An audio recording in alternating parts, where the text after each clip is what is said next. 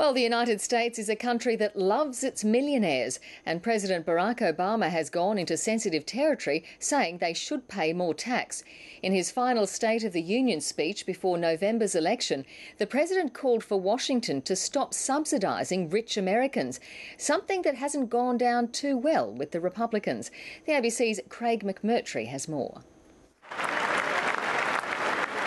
A rare moment of accord, a bipartisan ovation, a presidential hug for shooting victim Gabrielle Giffords. The Arizona Congresswoman has announced she's quitting. Barack Obama's third State of the Union speech was also his 2012 opening re-election bid.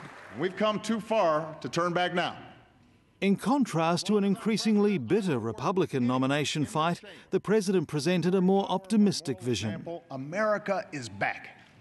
Anyone who tells you that America is in decline or that our influence has waned doesn't know what they're talking about. As Republicans sat stony-faced, he attacked income inequality in America, arguing for a fair shot for the middle class and higher taxes on the wealthy. An America built to last insists on responsibility from everybody. The politics of envy, the politics of dividing our country is not what America's all about.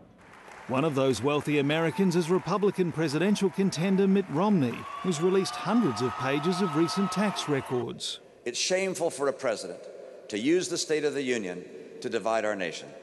Today, the multi-millionaire, who polls suggest is now behind Newt Gingrich in the Florida primary race, pays an effective tax rate of roughly 14%, far less than the top rate of American wage earners.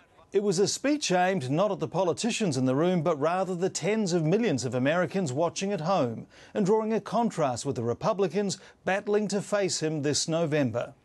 The president vowed to fight congressional obstruction with action. We need to end the notion that the two parties must be locked in a perpetual campaign of mutual destruction. How are you? Thank you so much. Not much chance of that in an election year. Craig McMurtry, ABC News, Washington.